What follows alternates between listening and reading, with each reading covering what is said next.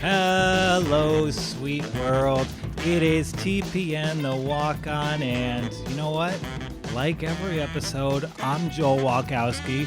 I'm coming to you from my apartment in beautiful Greenpoint, Brooklyn, where I am indeed king of the Polacks. It is a pleasure to be here on the Props Network, talking through an amazing slate of sports, and we're fresh off today's first NBA picks from the Pro Gambler. I had a blast doing that. I got off the air. I told Sammy, this is what I'm meant to do. And that makes sense because my uncle's got Alex Karras suspended for an entire NFL season. So we are doing it live, and we could not do it without a trusty co-pilot and our good friend Brian Allen Mitchell. You know what? He had a tough weekend with the Browns. He was hanging out with those receivers in a hot tub, so he's off in quarantine. That's what you get for soaking up suds with Mr. Landry. And filling his steed is the able one, the flaxen-haired weirdo himself, fresh off of 4.0 at Vanderbilt University, Donnie Singstack. What up, Don? Hey, what's up, Joel? How we doing, buddy? We are doing good. We are breaking even every single weekend, but you know what? I think we're about to break through together, and we're going to do some great work. I can't wait. We got a lot of college football to look forward to, a lot of opportunities to finally break that break-even streak. Yeah, and I think we're going to do it. I think at the very least from this episode, I'm committed to a wager on each of the Big Six games. I think we share an account with the powers that be over here, so we might as well come to some agreements. And as always, we're going to be joined by our good friend Eli Sayers.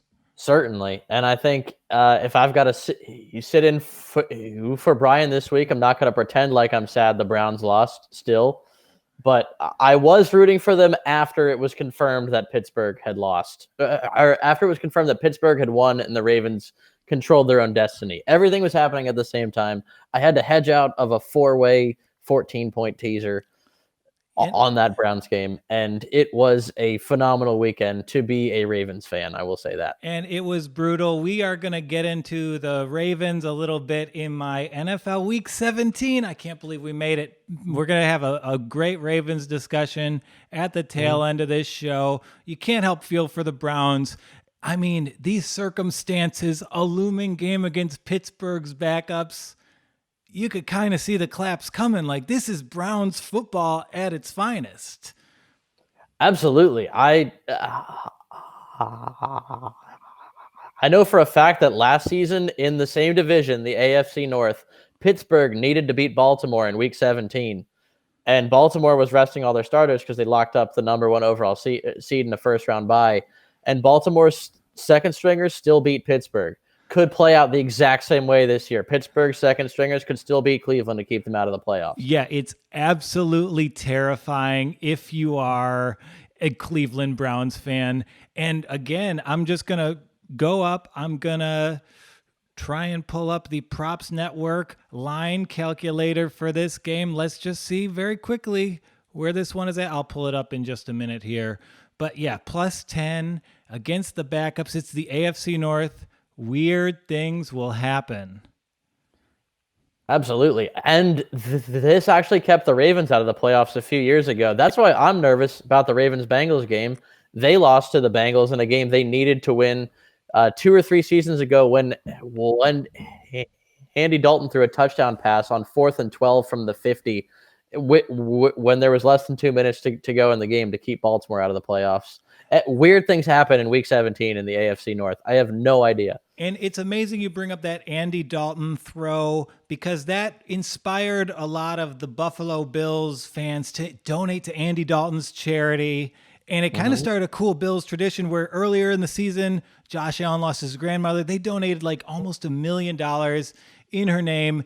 And it's such a feel-good story in Buffalo. And like, I know it's weird to be a sports fan. Like, when do you become a fan of someone? And this past 24 hours, I gotta say, I think I became a fan for life. I think I'm putting in that Buffalo Bills Super Bowl future because I owe the world to Josh Allen. Oh yeah, well it's easy to be a fan when either him or Stephon Diggs, they threw some fantasy championships. A lot of money moved because of how good their games were last night on Monday Night Football. Yeah. And I've always rooted for Stephon Diggs because he's a Terp. Yeah, and if you see there, we have the Bills at like 9-1. That's fun action. They've got the blueprint to win the AFC. I mean, I'm not saying they're going to beat Kansas City, but they play that Kansas City style of offense. The defense still, I mean, I'm still waiting on that Seattle-esque transformation, but it's a feel-good story. And not only did Josh Allen give me the best fantasy football experience of my life, not only did he give me 35 points against my lifelong best friend for a rousing come-from-behind victory, I offered it. He has got a baby on the way. I offered him the money. He said no. But I'm going to get a little vulnerable here with you, Don. So I had my first couples therapy today, and I get into the session. I'm with the beautiful Gabby Garcia right here from the pod station. And, you know, there's no trouble in paradise. It's just quarantine changes all. We all got some work to do. And I was a little scared. You know what the therapist started the session with? How good is Josh Allen? How good is Josh Allen? She led with how likable the guy was. I was on cloud 9 about Josh Allen. Not only did he put $200 in my pocket, he's making me feel at ease in like a very, like, it's hard to be a bro in therapy. You can't have big biceps and emotional vulnerability. And she put me at odd thanks to Joshy boy. That's what was Gabby happy with that opening? She was. Gabby did say you were a little charming, but I think she's actually listening to this episode right now. I'm not just getting healed, I'm getting a subscriber. But it was one of those beautiful moments where sports truly, they bring us together. They help us over our own bullshit. And I got to be a Josh Allen fan for life now. Oh, he's a very easy kid to root for. Yeah, I mean, I'm head over heels. This is such a whirlwind 24 hours. If I had it with him in Vegas, we would be married right now. We'd be waking up and going like, okay, I guess we'll give this a try. But what an experience. I need to close Facebook because I'm getting messages from our MLB correspondent, Michelle Neat. I'll talk to you later, you muscle-bound weirdo. But she's a good gal. I like her a lot. Welcome back to New York City and the Props Network. But okay, I need to feel you out on something, Don. I talk about liking Detroit sports. I can't suffer anymore, so I'm making some life choices. My New Year's resolution, I'm being nicer to myself. Yeah. And how can I do that? I'm going to start rooting for the Jacksonville Jaguars. I'm taking them in the AFC. And you know me. I got Jags connections. I've been welcomed into the teal community. 100%. It's time I take that plunge, right? I don't see why not. I think they've got pieces, and they're about to get the biggest piece that's come out of the draft in a long time.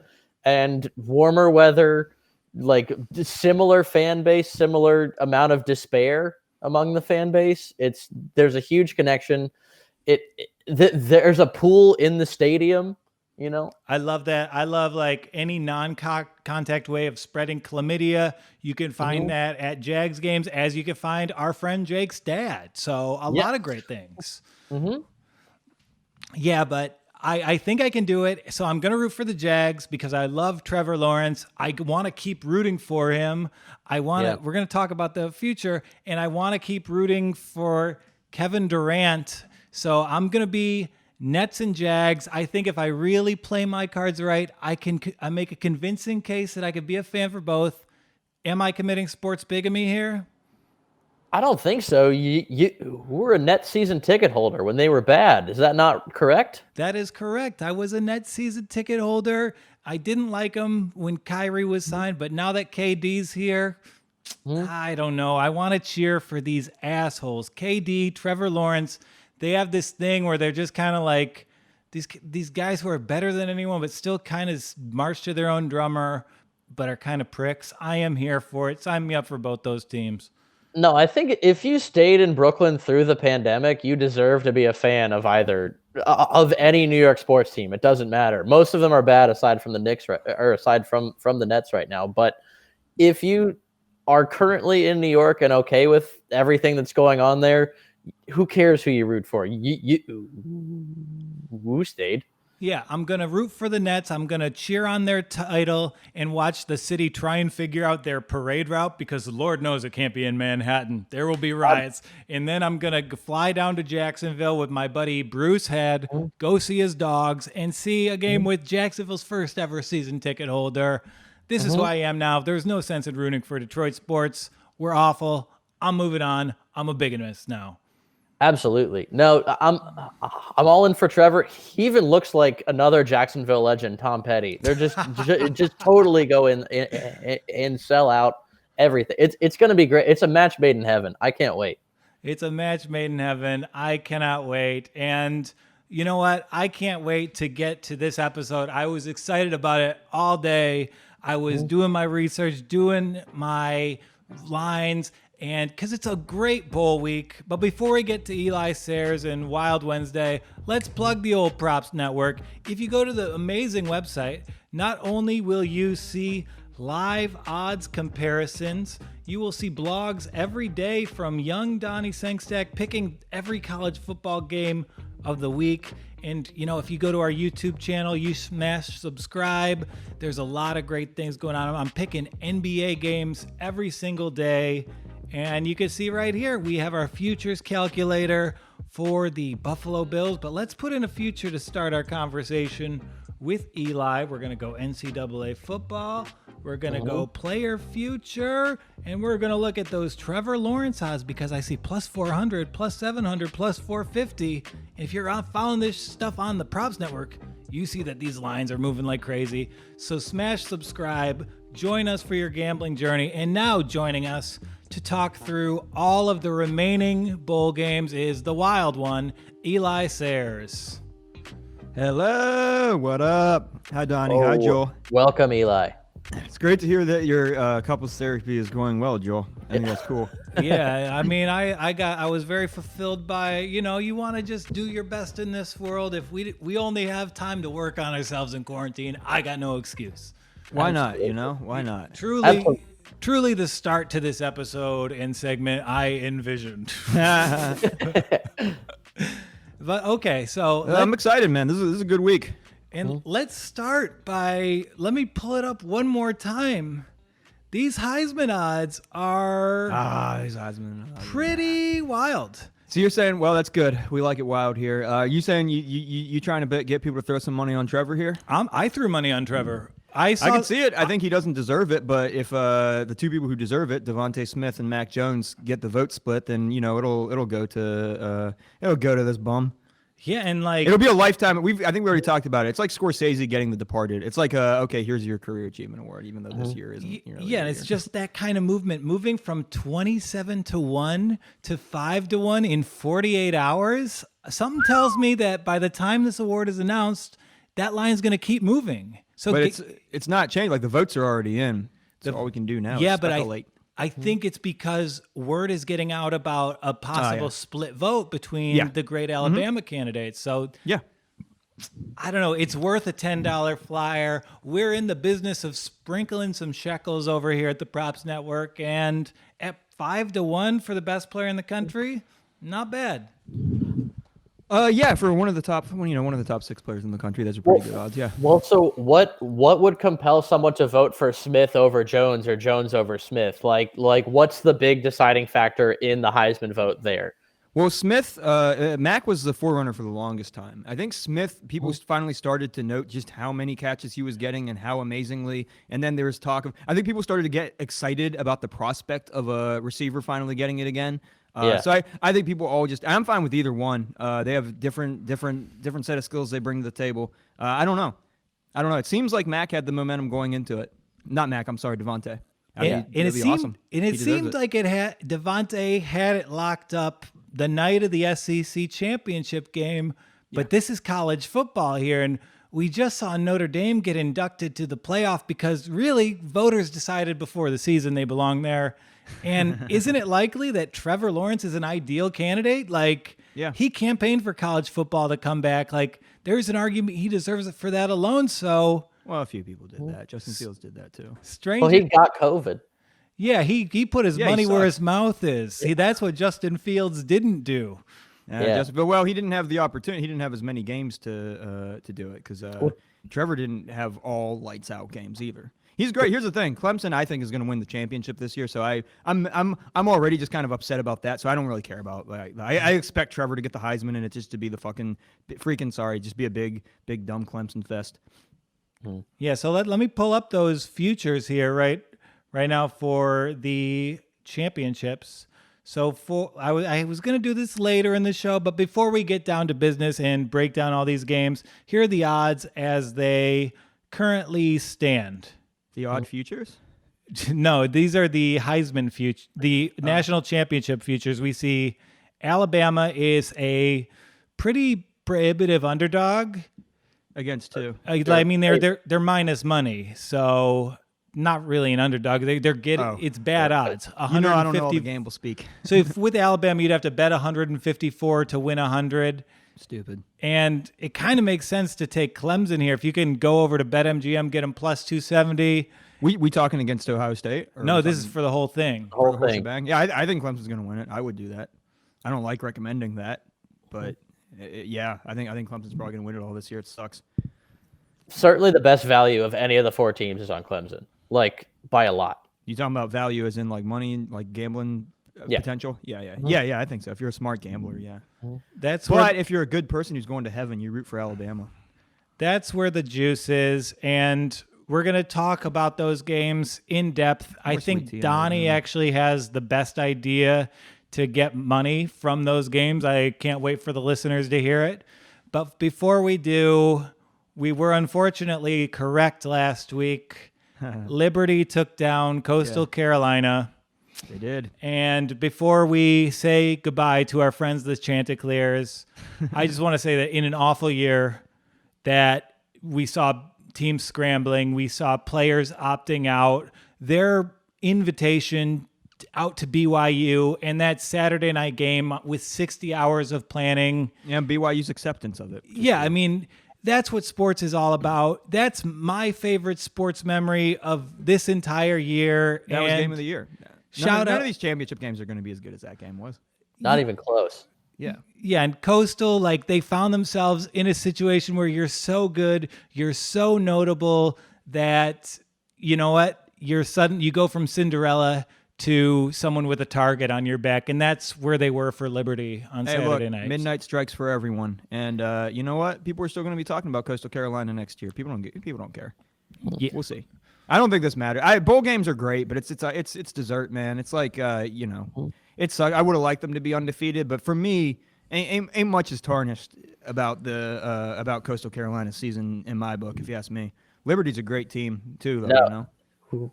It was a bad first quarter for Coastal, and that's it. Yeah. It was they could not stop Malik Willis in the first quarter, who I think could be playing on Sundays. And that fourth quarter was a lot of fun, wasn't it? And then great stuff. And that was Saturday night. That was ending just as Dolphins Raiders was ending. I mean, if you're quarantined, that's as good as it gets right there. That's the peak of your year. Yeah, who won that game, by the way, Joel? Ryan Fitzpatrick. The Dolphins, huh? Ryan Fitzpatrick won the game with his neck in a brace. It was the most amazing throw I've ever seen. Yeah, and we will see. Maybe Tua's not the best quarterback at Miami. Maybe he's not the best quarterback from Alabama's national champions. Why did I say Miami? Because that's where he's currently not what are you playing. talking about? National champion? No, he's every bit as good. He's better than Joe Burrow and all of them. We'll figure it out. Yeah, you'll get a Super Bowl ring, and you'll. I'm gonna remind you about this. I'm gonna feed you some crow. Yeah, Eli's on the record, guaranteed. The Dolphins this year. are winning the Super Bowl this year under Tua. No doubt about that. Book it now. Book it. But before we get into the Miami Dolphins' inevitable Super Bowl run, let's go through all these bowl games. And just one quick caveat: we're recording on Tuesday night. There's a few games. If you're wondering where they're at, We did them last week. They are on TPN The Walk On or the Props Network's YouTube channel. I think Derek King just got hurt. Derek King just got hurt, huh? Yeah, and I think Miami was getting beat pretty handily last time when I left to come over here. Yes. Okie State was beating them pretty handy. Miami finally got a touchdown, but I just seen that King got helped off the field, I guess. So I hope he's okay. Yeah, and it is a shame he's coming back for another year. Miami couldn't quite get it done. And luckily, I did avoid that game. Our first bowl game we're going to talk about, I actually love. It's the Arizona Bowl. Ball State, they're 10-point underdogs straight off of what I thought was a kind of fluky MAC championship victory. And they're facing San Jose State. I love San Jose State here. I think they're probably the best bet on the entire slate so far. I mean, they're definitely going to win. What's the spread though? You think they'll cover? 10 points. I don't know. Ball State's been a team that is a little bit full of surprises this season. No one really expected that, and they have been good. I think the Buffalo is better than them, and that I think Buffalo wins that game 7 out of 10 times. But and that Buffalo game was actually very similar to the Coastal Carolina Liberty game. The better team fell down early. They tried to get out of the hole, but that's just not how their offense is meant to work. Yeah. And then, yeah. But right here, this is by far the best defense Ball State has played. San Jose State's really good. And, Drew Plitt, he has a lot of trick plays. He has a great completion percentage, but a lot of that's because they have good running back plays. Their running backs are out of this one. So I think that puts them up against the San Jose defense that, frankly, destroyed Boise State in the Mountain West Championship. Yeah. And, I think they're going to score about 35 to 42 points. I don't think Ball State's going to be able to match them at all. I wouldn't be surprised if Ball State covers. Okay. But I'm not confident enough. I think you're probably right. Well, I did. Here's what if you're watching the stream right now, here's what I did. I bought a point on Texas because you got to bet on Texas in the Alamo Bowl. And then I bought 3 points on Ball State. I bought them down to 6.5. So I got both of them, with a couple points in my favor at like plus 200 odds. This might be my MAC bias. Yeah, this might be me just trying to hype the MAC up. No, I do think the Mountain West was a better competition in the Mountain West than the MAC this season. Possibly, I don't know. I think so. I think Buffalo's as good as anyone in Mountain West.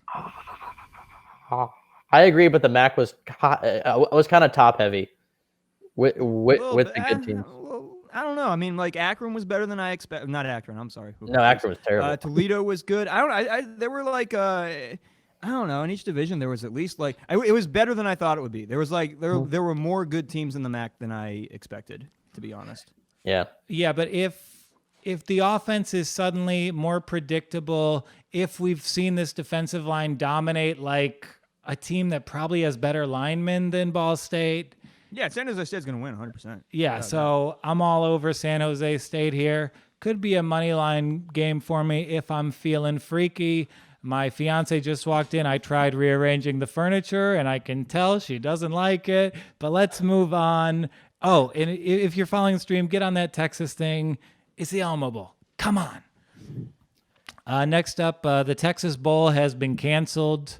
I guess they read Texas's old tweets. Come on, everyone. We're all comics here. Can we go around? Everyone does a hacky Texas Bowl being canceled joke. Wait, what was your joke? They read it Texas's old tweets. Oh no. Yeah. I won't think of one right now. I'll probably think of one 12 minutes from now, and I'll interrupt you talking. That sounds perfect. Just as long as you're cool with that. Yeah, I'm cool with it. You guys interrupt me whenever you want with your Texas is canceled. The entire state, if you're there, I'm sorry. You got to move. Bring Beto over to my place. So that's done. And let's get into the Big Six. This matchup's awesome. The Peach Bowl, Cincinnati at Georgia. Georgia's a 6.5 point favorite. What do you guys think? Oh boy, I'm going back and forth on how wild I should get here. I don't know. I don't want to be contrarian because I just put up a fight for Ball State, but I was just being biased for the MAC. Ooh, I don't know if I might get wild and call Cincy straight up to win this. Really? Mm-hmm. But keep in mind, So- I'm in my wild mode. So I was also thinking about Cincy straight up, but it's kind of a story of two teams trending in different directions because Georgia's been really good the last two games, and Cincy has struggled in their That's last true. two games. That's true. Mm-hmm. I do think that Georgia is a lot of players are sitting. They have the on-paper talent, obviously, that is better than that. Kirby Smart is a moron. You have to keep that. Great recruiter, but a moron in-game coach. And terrible record in bowl games. And looks very stupid and has a stupid bowl haircut, too. Yeah. To a bowl he should ever be allowed in there. And let's give the caveat to our listeners, to our viewers, that this is a line you really want to shop for because between 7.5 and 6.5, it's quite a bit of difference. If it's 7.5, frankly, I like Cincinnati. If it's 6.5, I'm going Georgia. So this is an important one to shop around. I think this game is interesting because if you look at the advanced stats that measure general power rankings, offensive and defensive efficiency, these teams are identically ranked across the board. Which one feels disrespected right now? Oh, absolutely, Georgia. Georgia is furious. Georgia doesn't care. Georgia sucks and they know it. Sucks as in you're supposed to be a big powerhouse and you lost whatever. But I think Cincy is going to come with a chip on the shoulder, and Georgia might just be kind of deflated. It's exactly what happened. Well, it's going to be like UCF Auburn kind of that when Auburn was pretty good that year. Right, and there has been a game like that Georgia-Texas game a few years ago when Georgia felt snubbed from the playoff, and Texas came in and Sam Ehlinger they beat them. Yeah, ran all over them and shouted, "We're back!" and everything. And Georgia, some teams get angry. If Georgia can get angry, sure, but it seems like they get pouty, and that doesn't win games. But all this is kind of predicated on Georgia as we know them with Stetson Bennett the fourth as this kind of run-heavy team, because the fact is these teams are very similar, but that doesn't take into account that they looked like a completely different team against Missouri. JT McDaniel actually gives them a vertical threat. So if they're actually able to implement that game and have an offense that's they're kind of hard to prepare for right now because the offensive system is so in flux. And I think that's really going to favor Georgia in a game that's being played in Georgia. Yeah, without a doubt, dude. I'm being a complete imbecile here, but I still think that Cincy's going to win. And I think that Cincy's one of their strengths is their secondary. So I think that's going to be an interesting matchup, seeing a new quarterback versus it's going to be the best secondary he's faced. I'll tell you that. Yeah. And here's the deal. Joe, I'm telling you, you're right. And me and Donnie just being wild boys. It's Wild Wednesday. I'm being wild. I'm calling Cincy to win this. Yeah, the thing that scares me the most is Georgia's is the unpredictability factor, and the two recent games where Georgia absolutely smoked two. I mean, I think Missouri's a decent team. They are a decent team with a good quarterback. I think they're very solid, and they had a reason to play. Yeah. Against Georgia, and Georgia stomped them. Yeah, Georgia's good. They're good, and they're better than they were at the beginning of the year, probably. But, and we're gonna win. And we respect the Cincinnati offense, right? Bet against them. Bet on Cincy to win straight up. Yeah. But we respect Cincinnati, right? Cincinnati, no matter how this game goes, we all know Georgia has a great defense, but Cincinnati is going to score some points, right? Yeah. So the over in this game is 50.5. I actually like Georgia money line tied to the over at plus 170 odds. Okay. I think that's a great number for this game. And I don't think that line is taking JT McDaniels into account whatsoever. No, I don't think so. Yeah, we'll see. So yeah, I like Georgia and the over. Yeah, that over sounds pretty likely. Yeah, strong bet. Yeah, take the over. I might stagger that, I'll take the over. I'll take over in the Georgia points, and then I'll take over in the Georgia money line. Do 3 $10 bets on each, and then hopefully rake in the money from it. Yeah, I could absolutely see that. I mean, in the last two games with Daniels, Georgia has put up 49 and 45. So, I mean, That's Against, you're practically Missouri, there. against Missouri and who else? He's South Carolina. Yeah. We'll count the Missouri one. Yeah. Yeah. Yeah, and there is not hey, be nice to South Carolina. That's I a like bowl South team, Carolina. all right? Wait, what? That was a bowl team this year. Yeah, their coach also had a stupid looking bowl cut. Oh my gosh. Stop like talking Will. about people's bowl cuts. And I hate. Okay, we're canceling the bowl cuts, like even Texas's. yeah, there were only 2 Stooges. I love it. Sam's over there just steaming mad right now. What's he talking Oh, about? I'm doing the thing. I actually disobeyed him. I gotta stop. I keep holding the mic up. Oh, I thought you said 40 F-bombs. I said one F-bomb, but I caught myself earlier. It's 80% less. It's not a moratorium. Donnie, you're allowed to swear as much as you want because I think it's cute. Yeah. He'll definitely be able to Joel, you catch- got a big laugh from Sam over here. I'm over here dropping these gems. What do I get from Sam? I get yelled at. Yeah, Donnie, give us a darn it all. Yep. Happy New Year, everybody. I like Cincy. I hope they win. That'd be cool. No, the Grinch is showing up. No, it always happens like life always happens like a happy movie. Yeah. I don't think so. The only happy movie we're seeing is Safety, the movie about the Clemson defensive back who raised his orphan brother. I'm watching that tonight. I'm going to text you all about it, Eli.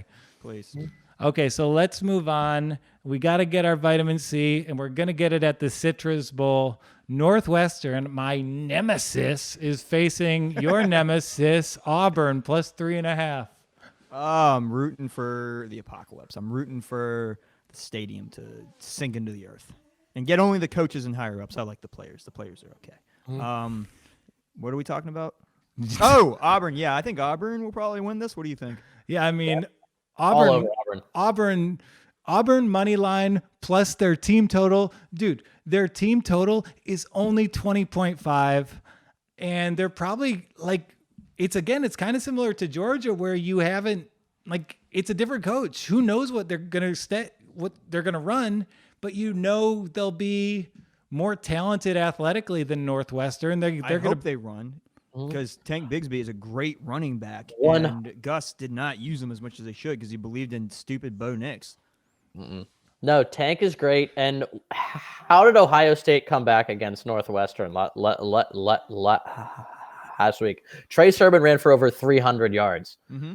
Like that's what you have to do to beat Northwestern. That's Auburn's strength. Tank Bigsby is a man. He is going to run all over Northwestern, and if at the very least, Auburn will be able to control time of possession. They'll be able to run up and down the field, and I think they beat Northwestern outright. I think they will if Bo Nix can get it together to be a competent quarterback. Sometimes he can. Sometimes he can't. But if the passing game doesn't open up, I do think Northwestern's defense is enough that Tank wouldn't be able to do quite enough. But if the passing game opens up even somewhat, I'm pretty sure Auburn's going to, I think Auburn will cruise. Not cruise. I think it'll be a fight, but I think Auburn will win. And this is kind of a fun line that they place because it weighs so heavily the nightmare that Northwestern was for gamblers this year. They killed so many parlays throughout the season before they eventually got taken for real. They kept proving people wrong, and like they're placing this line, and they're kind of begging you to take Auburn here. They're betting on Northwestern one last time, but again, this is the highest like cover percentage of any bowl matchup. Auburn and Northwestern, they cover every week. I'm taking Auburn here. Yeah, I'm not going to say anything good about Auburn, I guess, but listen to your boys, Joel and Johnny. Okay, don't even say anything about Northwestern. Like, close your eyes, answer immediately. Northwestern versus an SEC team. Who you got? Well, the first team that came to mind was Vandy, and so that made me hesitate a little bit. Oh, I'm sorry. I think you're selling Northwestern a little short, Joel. I think you're selling them a little short. I think I agree with you overall, but I think you're slightly underestimating them. Yeah, but selling Northwestern short is what I've done with you for 3 months. It's working, baby. I'm shorting these Wildcats. Ohio State was their big game. They don't care about beating Auburn. Yeah. The quality of athlete in Auburn is going to be the trenches belong to the Tigers in this one. Defensive line will be absolutely. Yeah, I Auburn. I can see that. I think their defense is probably better than Ohio State's. Mm-hmm. And I could see it being like a recipe for disaster if it was still Malzahn, but with a new coach in the picture, it's going to be a really like kind of inspired program. Like we've been tracking it this year. The dead cat bounce is real if you don't follow the Detroit Lions. Okay, so let's move on. We are finally here, guys. I'm talking the Rose Bowl. Alabama Crimson Tide. They are playing a playoff. What is technically a playoff team, I guess. The Notre Dame Fighting Irish. Notre Dame is 20-point underdogs. Do they have any chance to cover this? To cover it, yeah. I've been betting against the spread with Bama all season. I predict I predict like 42-28. I don't know, something like that. I think we win by 2 touchdowns. Yeah, I don't think it's close. Yeah, and so every team has failed to contain Alabama. Alabama scores 45 points a game. Do we think Ian Book's getting to 28 points? That's the question you got to ask yourself here. I don't think he's getting further than 28 points. I'll say that. No. And I think Bama can put up 35 without a doubt. Even though I think Notre Dame, they got a D, and Notre Dame is going to run on us. Bama's defense is improved, but they're still soft, man. They're soft. And that's just how it is now, I guess. There just aren't these elite powerhouse defenses to speak of anymore. But Notre Dame's going to run on us. They're going to have possession a lot because of that. So I think it's going to take a while for separation to actually happen, but I think it will, and Bama will win by a couple touchdowns. Yeah, and in that, like Notre Dame, their defense wasn't as bad as they seemed in that Clemson game.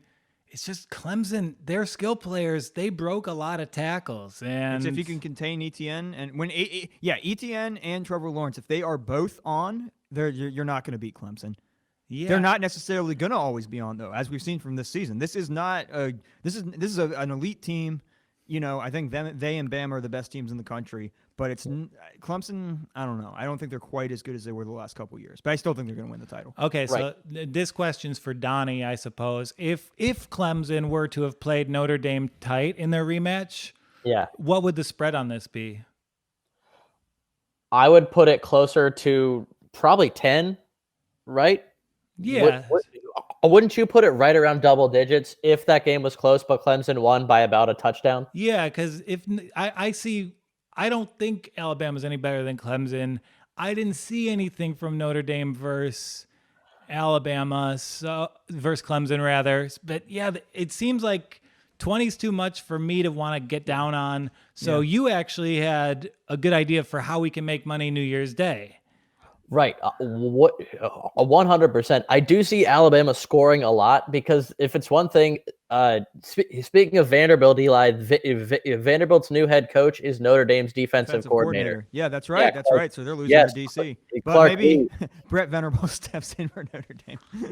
We're not as soon as Vandy hired Clark Lee, he gave up 34 to Clemson, but also Notre Dame's D has not been great. I mean, so they played Clemson. I gave up 34 to Trevor and 40 to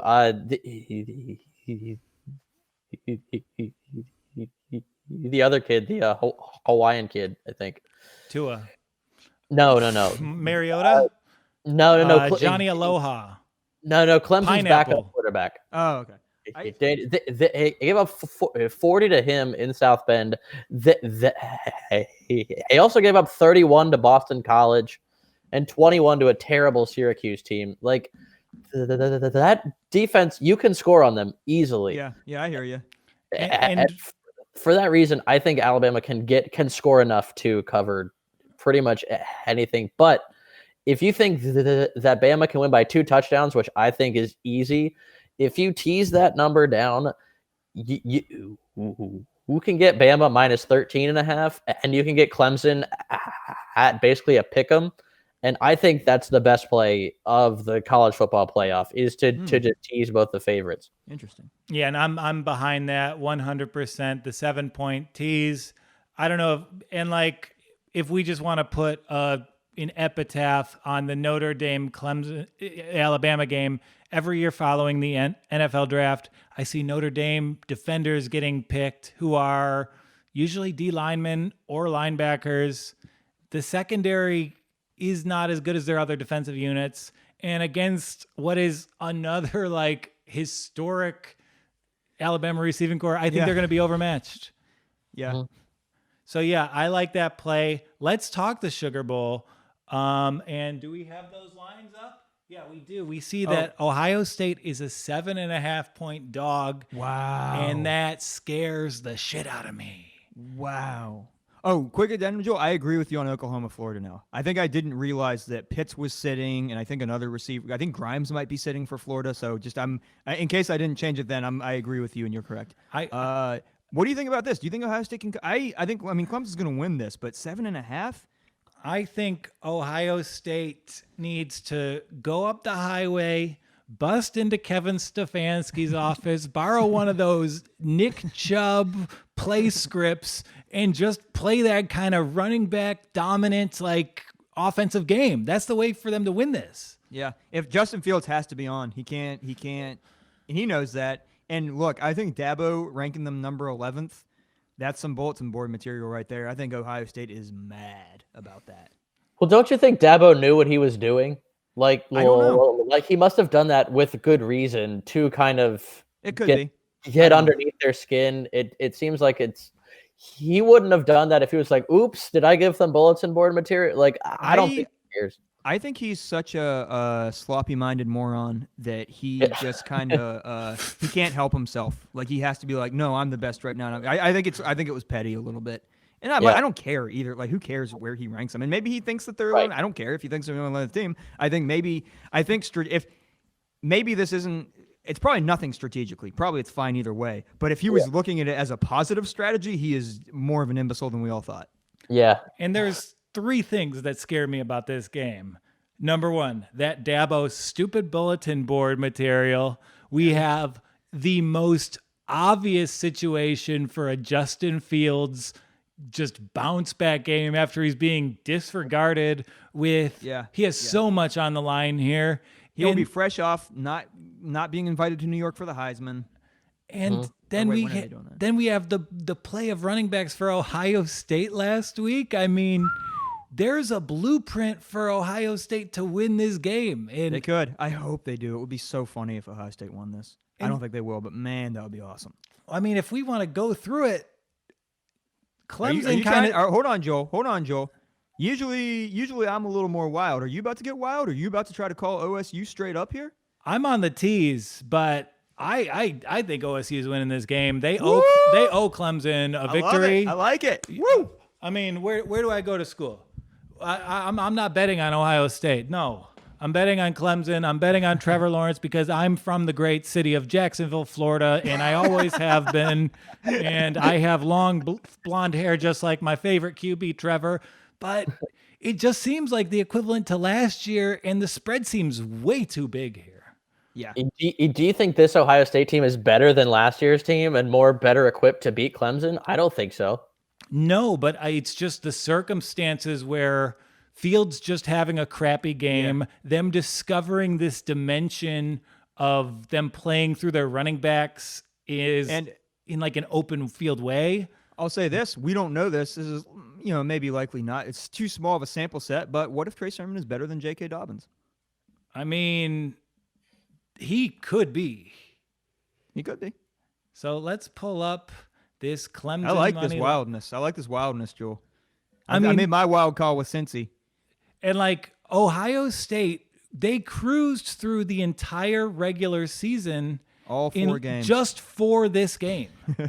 Yeah, it's and they're going to be fresh. No injuries that I know of. Maybe I'll need to check in on that. But and so I would push back on the fact that Ohio State cruised through the regular season. They struggled against a healthy Indiana. They didn't cruise. They struggled against every ranked team they played. Yeah. Had it not been for a pick 6 that Indiana threw, that game goes to overtime or Indiana wins it outright in regulation. Yeah, but that's against Michael Penix Jr. when he's looking like a first-round NFL draft pick. It's a wild season, man. It's a wild season. 2 games ago barely even matters. Yeah. But honestly, plus 245 odds, that's great value for the Buckeyes. And the Buckeyes, this is the lowest they've been valued throughout the entire NCAA season. If you were ever going to bet on them, this is the week. Wow, I like it, Joel. I like it. Again, I've told you guys where my money will be, but the facts, they call I think out to Clemson's. me. I personally think Clemson's smarter, but I just have respect for the wildness. And the wild. And can we get stupid here? Can we throw out a sweetheart teaser for these games? It's Tuesday already. It's Stupid Tuesday, isn't it? You tease the favorites in both these games. You tease the over in both these games, 66. So you have Alabama getting 7. You got Clemson. They can lose by up to 6 points. And then you got overs of 53. I don't know. I kind of like that. Okay. Yeah. Okay. So it seems like this should be a bigger deal. It feels like this bowl game has really fallen off just given the matchup here. Like, I remember watching Alabama, Michigan in the Gator Bowl. Yeah, why is this the last one we're covering? Oh no, we have more. We have more. Good. Okay, I was about to say Ohio State, Clemson, Notre Dame, Bama, North Carolina State, Kentucky. we do them in chronologic order. We're done with New Year's Day. Nice, we're on to January 2nd. Okay. So, resolution's broken. So we have the Gator Bowl, Kentucky minus 3.5 versus NC State, and fans everywhere will be asking which team is actually good. I don't know. They're fine. I don't know. I like Kentucky's defense, so I'd maybe lean toward them a little bit, but mostly just who cares. Dang. That's not your job here. You can't say who cares. Yeah, I call your bookie up and tell him who gives a crap. So NC State was the only team to beat Liberty, and they barely beat Liberty. They had to block a field goal from the Flames at the end. If it wasn't for that, Liberty would have been undefeated. NC State have been very good, if not probably the third best team in the ACC when they've been healthy. Third or fourth. Would you put them over I don't think Miami's that good, but I think Miami's. No, I think I would put them above Miami. Like them and Miami are around third, and then UNC second, Clemson first. Come on. I mean, I go Clemson first. You said UNC second. Yeah, UNC second, and Clemson's an amazing team.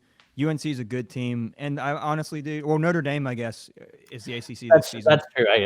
Honestly, all the other ones, they don't suck, but they might as well suck. Like, they're not good. Miami's not good. I don't think North Carolina State's good. And I don't think Kentucky's good either, though. Yeah, but in this game, you just want to ride with the NC State money line.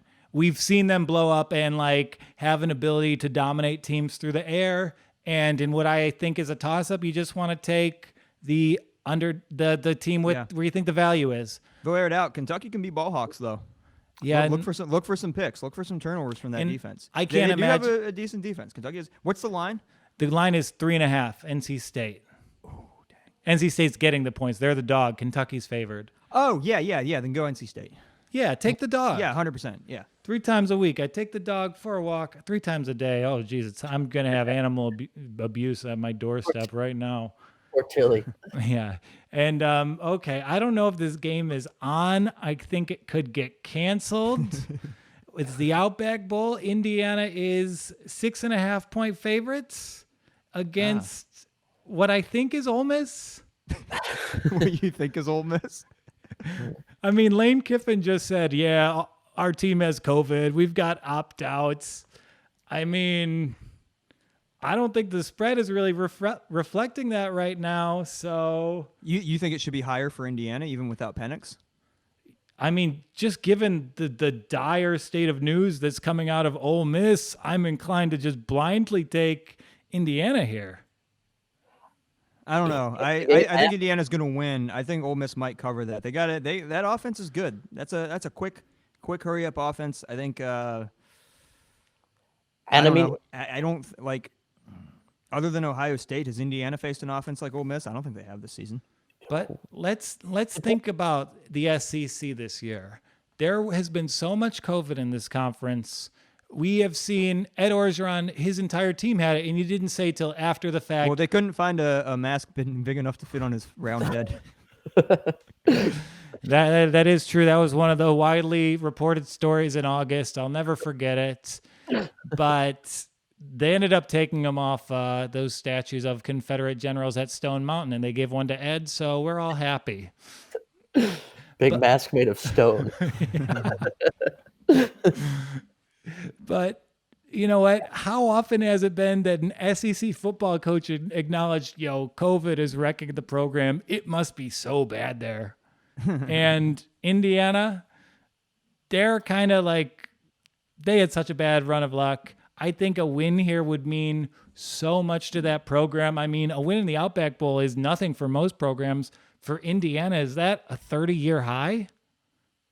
I don't know. Yeah, I think you're correct there, and that's something I wasn't really taking into account to it. I think this team is like a team that had a ton of potential and did not realize that entire potential, had some setbacks, some injuries. They want this win. They'll get this win. I just think Ole Miss is going to cover. Well, their season has been an entire 30-year potential. I mean, if you can get this at 6.5, Indiana has only let up, like, since Penix Jr. went out, Indiana has only let up. Still, their defense is good enough. They've only given up 11 points and 6 points. Yeah. Like in the two games without Penix, like I think they can slow down Ole Miss, and Ole Miss doesn't have a good enough defense to stop Indiana. Oh yeah, their defense will not stop Indiana. But I don't think that Indiana will slow down Ole Miss. To be honest, I think they will. I think that you have your weird games where like Matt Corral threw 5 picks or whatever, but I think that offense is a legit one. I think Lane Kiffin's one of the best offensive minds in the country, and I think that offense. Again, I have not looked into as much of the COVID stuff, I guess, that you are, Joel. If they're all wrecked, I guess I can see it. But Ole Miss at its best would beat Indiana without Michael Penix. Yeah, but with Michael Penix healthy, it's a whole different story. But I don't think Ole Miss is going to be at its best, so I think they're merely going to cover. And I think they're going to score a lot on Indiana. Yeah, and it's really just the COVID stuff for me. Like, those coaches, for that news to be public knowledge, and it's just kind of hitting the fan now, I think it might be, I think this game might end up getting canceled. And if it does, it's just because Ole Miss might just want that check. And that's the win for this team at the state of the program. It sounds like it is. So I'm going to back Indiana here for the first time all season. I think, so last year Indiana played in another bowl game against a team from the SEC. They played Tennessee and lost 23-22 to the Volunteers. So I don't know if that weighs on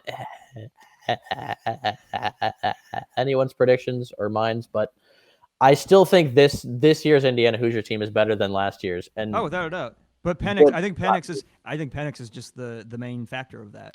Yeah. And then my great what if for this year, Penix doesn't get hurt. I would have loved to seen a healthy Hoosier team matched up against Oklahoma or Florida. Yes. Would have been great.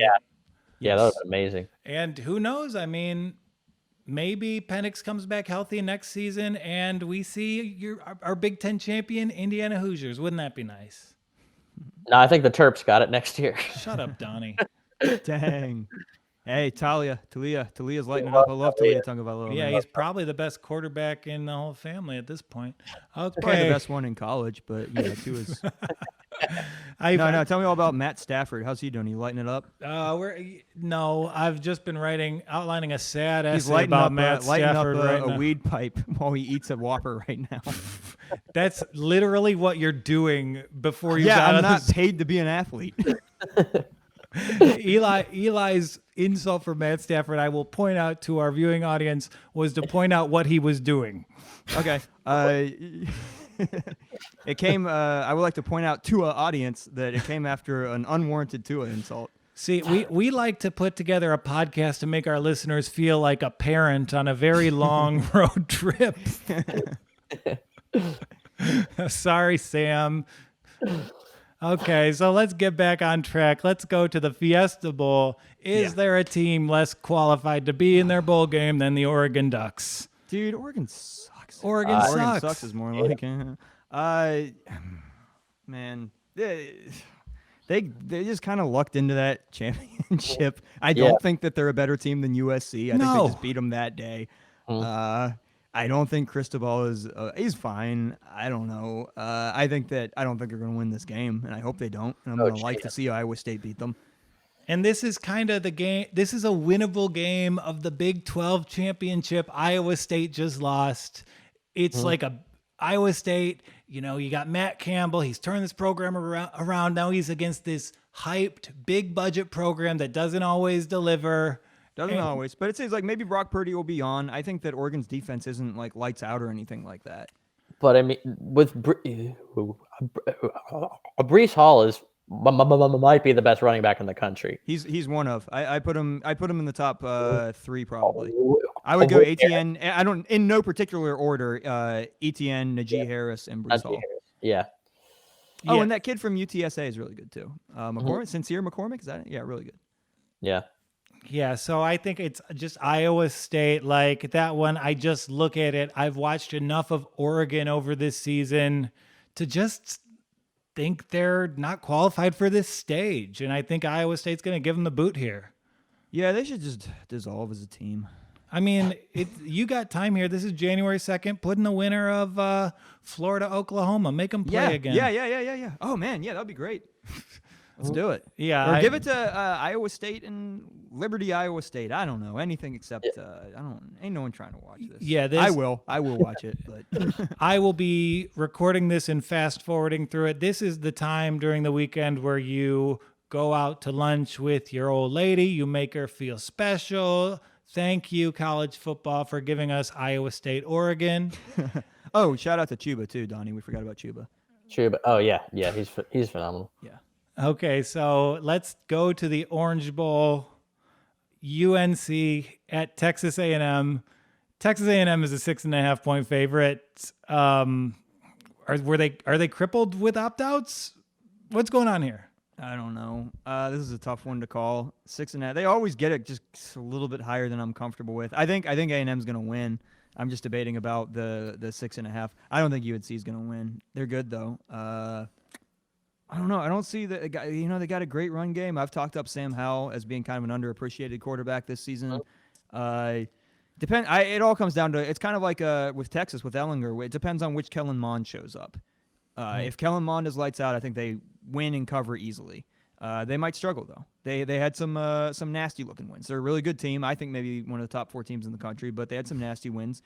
They might lose, but I would predict they win. What do you like about the cover here? Do you call them the cover? I'm nervous. I love the cover because not only is it the more talented team, not only is it the more motivated team, yes, they'll be out to but the spread is less than a touchdown. And let's throw in the factors that this is Texas A&M. They're a big-time SEC power, but you look at the opt-outs, you look at who's sitting, UNC is kind of being affected by that more than Texas A&M is. I just like Mac Brown. I never count Mac Mac out. And I'm with you there. It's just like, but no, A&M's gonna win, and a touchdown. I would have called A&M to win this by honestly probably a touchdown. I'm just nervous to say. I'm just nervous to recommend it. Yeah, I think you know what? Yeah, they'll win by a touchdown. So I think I'm on that too.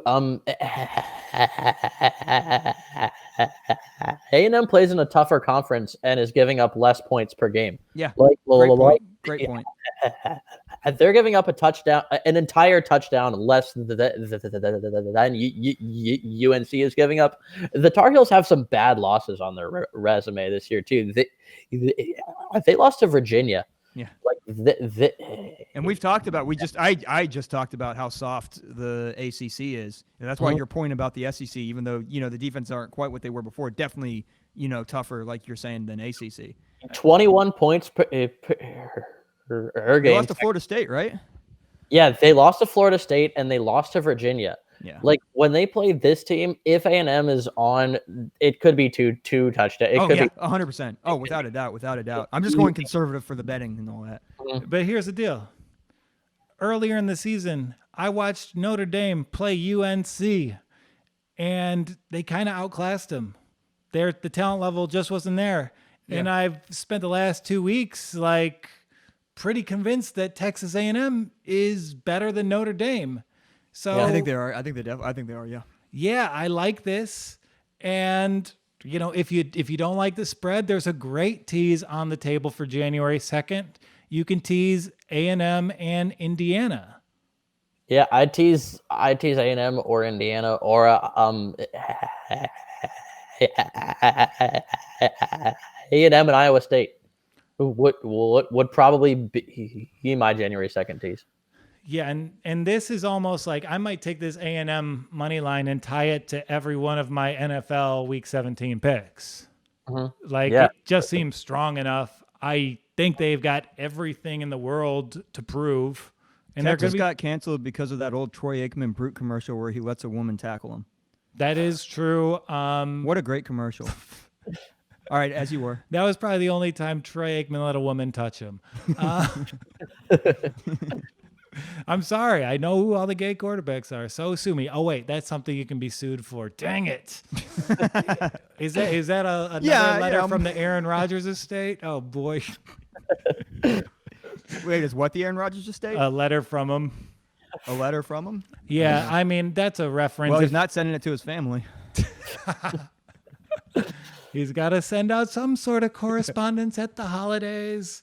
So here's what we like in the big six, okay? We like I like Texas A&M. I like Iowa State, and I like Oklahoma. That's not going on. And then we like the Clemson, Alabama tease, Auburn money line, Georgia, and then San Jose State. Favorite heavy, but it's bowl season, so that's just how we're feeling. Or Cincy money line. That's another dog. Yeah, I mean, we can agree to disagree on that one. Which money line? Cincinnati Dolphins. Oh. Yeah, Dolphins Super Bowl. I'm gonna tie the Clemson Tigers into the Tua Dolphins Super Bowl. Yeah, well, I hope you have a great slate this weekend. I hope we get together and watch a little bit. I'm around New Year's Day. I'm around the 2nd. My pick is the Bearcats. Well, Cincy, baby. We can just watch it while glaring at each other, and we should watch it. Or yeah, we'll see what's up. Yeah, I almost got an invite there, but wait, which one? I guess we should do this off air. Yeah, probably off air, but I am having Jeff over for New Year's Eve. Sorry. Almost got an invite. No, you're invited. I'm going to text you. Yeah, I'm not coming. Okay, cool. I'm just kidding. I'll come. Yeah, I'll come. Thank you. Thank you for coming on. It's been a real pleasure to share the season with you, and I hope we get to go in depth on the national championship game. Yes. We're going to do a deep dive, baby. Okay, so it might not be a Wednesday, but it's been a wild Tuesday, and thank you for coming on with us. Thank you. Am I leaving for good now? Yeah, I'll do. I just got a couple football picks, and we are outie. I hear you, baby. Bye, Donnie. Bye, Joel. Thank you. Hey, buddy. Thanks for coming on. Later, Eli Sayers. And you know what? I'm telling people to subscribe to the Props Network on YouTube. I think we have some really good clips. I think we figured out the formula, and I think it's going to be the kind of content you want delivered to you every single day. So here's the deal.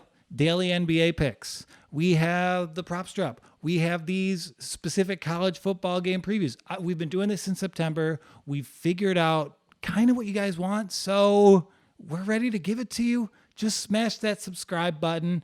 Hit subscribe on the iTunes or Spotify for TPN The Walk On.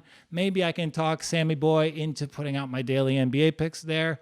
We will see. I'm just kind of thinking of that right now. But yeah, do that. And, I don't even have to do an ad read now. But hey, BetMGM, I do my research there. They've got a great code with WalkOn20. They will match your deposit. And I love their Money Monday Club. I love the specials they build in. I love how they offer out parlays. And if you do want gambling to be just an enjoyable experience, which is why I do this, I think they're a great place to go. And they'll match your deposit with code WalkOn20. Plus, when you log onto their site, there's a really fun picture of Jamie Foxx. So a lot of their competitors, they don't have Jamie Foxx. They've got some C-list celebrities. They've got, I'm not going to say any names, but it's not Jamie Foxx. They got an Oscar winner there. They've got best promos, and they've got a code for the WalkOn20. Must be 21 or older to gamble online. If you or someone you know have a gambling problem, call 1-800-GAMBLER today. Or if you're in Tennessee or Indiana like Donnie, you call the Red Line. Let's go. Yeah, go Tennessee. Go Tennessee. When's the last time Vandy won the SEC? When's the last time Vandy won a football game is an even better question. They lost every game this season. I think they lost all but one last year. Yeah, I gotta find out that last Vandy SEC championship. So I'm not sure it's ever happened. There's only one way to find out, and that's to go to the library and ask the librarian. Okay, so let's talk NFL. Week 17 is notoriously a bad week for gamblers, and there's a lot of teams with something to play for. I think I might go the parlay route. What do you think? Yeah, I think that's probably worth it. Everything can be crazy. Teams are playing for wins. Teams are playing for playoff spots. I'm of the mindset that I like to bet on what teams are playing for. That's sometimes better than going for a number because you who can lose on that. And so I think we can make some money on these parlays. Yeah, so it's kind of staggered in our favor a little bit. That most of the action's actually in the 4:30 slate, and hopefully we do well on our college football picks. But let's start at 1:00, and I'm gonna throw the Ravens into a money line parlay with the Cowboys. Cowboys are 3-point favorites versus the Giants. I saw a different Cowboys team last weekend. I saw Zeke Elliott back from the dead, and I see Daniel Jones at quarterback for the New York Giants again. So, yeah, Cowboys, Sam is showing last week, I believe. You might, but yeah, Cowboys, Ravens. Ravens are minus 800, but there's value there. I think the Cowboys win that division. If you're just, I've just seen like so much goes wrong for Washington all the time. Why wouldn't the Cowboys win the division this year? They're peaking at the right time. Washington's not better than Philly. No, they're not. And there's Jalen Hurts playing spoiler. The Eagles, they truly blew that game against Dallas last weekend. I watched the entire thing. I still can't tell you exactly what happened. Like Dallas was just getting long touchdowns every time I looked up. But here, Dallas and the Ravens at minus 115. I love it. And you can actually throw the Ravens into a sweetheart parlay. I like a 13-pointer. You have Ravens. You have Titans against Texans minus 7.5. Easy win there. Easy win there. And then you have the gift of gifts. You have Aaron Rodgers trying to deny a playoff berth to Mitchell Trubisky. Love that. And then you throw in Russell Wilson, and he's facing San Francisco on the road with the potential to get a 1 seed. Yeah, that's. I think there's a lot of teams that are peaking at the right time for the playoffs. The Seahawks are one of them. The Bills are another one, and I would even throw the Ravens in there. Oh, absolutely. And we go deep in the text threads, Donnie. I have been on the Ravens this entire time, and they're peaking at the right time. I told you they'll be a vaunted defense. They'll be better than Pittsburgh by the time the postseason comes around. And Baltimore's getting to the postseason, and they're going to win a playoff game. So I'm throwing them in everything. Baltimore has won 11 straight as a double-digit favorite. They've covered 11 straight as a double-digit favorite. So throw them in the sweetheart. Throw them with the Cowboys. And again, we're moving on to the 4:00 slate. I like a money line parlay of Packers and Seahawks. Yeah. I mean, that's easy. Both teams trying to get the number 1 seed, which means all the more, like it means so much more this season because that first round bye, teams are so much more likely to make a deep run in the playoffs with that first round bye. They need everything. The players want to rest. This has been a hard season. This season in particular, the players need a break to going into it. And now there's only one up for grabs. There's not two. So both of these teams are peaking at the right time. Green Bay looks like the favorite to win the Super Bowl right now, with good reason. They blew out Tennessee. They're a phenomenal team. They are great. They have that off, and like they've got that offense. They're built to score the last possession of the game. And like you want to talk about, there's a lot of up and coming teams to fall in love with. Green Bay looks great. Seattle's defense suddenly looks to be alive, and we can expect all these teams to take care of business. So there's no better way to spend a Sunday than by parlaying Rodgers and Wilson. It's just the way to go. And if you really want to get nuts, if you want to get hog wild, throw the Saints in there and it becomes plus 161. So I think I'll be on both of those. I think that's fun. I think that's a fun one to separate out. Get the two teams with the Seahawks and Packers in one, and the three teams in the other for plus money, just in case. And why don't we even take a step further? We'll start with Packers Seahawks, and we'll put $60 on that. We'll put $30 on Packers Seahawks Saints, and then we are going to throw another $30 on Packers Seahawks Saints and Titans. And you know what? That's plus 235. That's fun. I like that a lot. That is really fun. And you know what? Let's talk about teams that we want to avoid this weekend. Everyone has things to play for. There's going to be some odd endings here. And I want to caution the listeners, the viewers, if you're on YouTube, against the Indianapolis Colts and the Cleveland Browns. We saw the Jags tank. We saw them be competitive in a lot of games and then really kind of take their foot off the gas. And it's just plus 14. They have been outwardly tanking. Now they're going to actually have incentive to try and win a game. I could see weirder things happening than them winning against Indy. I might even throw some on Jacksonville there. They've been competitive in a lot of their games, like most of their games have been one-score games. And now that they don't need to lose to get Trevor, they're going to go out there and compete with Indy, I think. Yeah, and you really saw them like intentionally screw themselves last week. They had a QB competition during the week with a game on Sunday. Well, guess who Jacksonville's only win is of the season also? Indianapolis. The Indianapolis Colts. Make it a Colt bookend.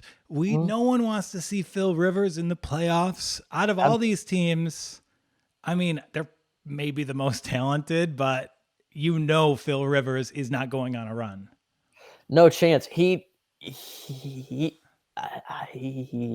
threw a pick at the end of that game. I felt good as a Ravens fan. As a Ravens fan, I needed either the Colts to lose or the Browns to lose on Sunday. And once the Steelers came back and got that lead, I felt very confident because I knew Phillip Rivers could not go without throwing a pick. And sure enough, he threw a pick right into the arms of Pittsburgh safety on a deep ball that wasn't even close. And the other team you got to avoid here, it's just there's too much history. There's too much at stake. There's too much weight. Don't bet on the Browns. I did it last week. I bet on the Browns early when they were going to coast to victory against a Jets team that was riding high because they can complete a 7-yard pass to Landry whenever they want. That was such a crazy decision. The NFL truly screwed over Cleveland thinking they were going to win this game. A Browns win is never for granted. Absolutely not. This was it definitely cost me something, but I was able to get out of it with a nice hedge on the Jets. But we still, I mean, they lost by a touchdown to the Jets. when they needed that game to make the playoffs. How can you have any faith in them? And now I know it's a new culture in Cleveland. I know they got screwed over, but Indianapolis and Cleveland, they both have like a pretty big collapse to bounce back from with so much at stake. So maybe you can bet those guys on the points. Maybe you think they're going to bounce back, but don't tie those guys to anything. The Browns have Pittsburgh. I mean, and Pittsburgh wants to look good going into these last few games of the season. No, Pittsburgh still has a lot to prove. And Apart from that 3-touchdown 10-minute run last week, they have been one of the worst teams in football for the last 4 weeks. Yeah, and they're probably not going to play Roethlisberger. Who's the Pittsburgh backup these days? It's not Rudolph anymore. It's not Rudolph anymore. Is it Duck Hodges? Is he still on there? Oh, it is still Mason Rudolph. So nice. So definitely, I mean, the worst quarterback in the NFL, who was just awful to Cleveland last year, is going to go there and behind a defense that needs to show up and get their first team reps in. It scares me. Stay away. This is a big time stay away from me. Yeah, I just feel bad. I felt bad about the Browns all week, and that's why Brian is not here with us right now. Yeah, Brian didn't actually get engaged. We just did not want to talk this much bad stuff about the Browns after their loss while he was here. Yeah, thank you, Donnie, for mentioning things I deliberately didn't on the show. We love you, bud.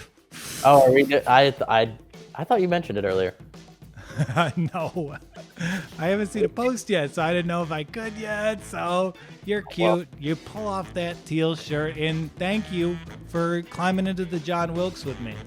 Oh, you're absolutely welcome. All right. Well, for Donnie Sengstack, for Eli Sayers, this has been just such a fun episode. Great info, great bets, and let's lose them all. For TPN, the walk-on, this is Joel Walkowski walking off.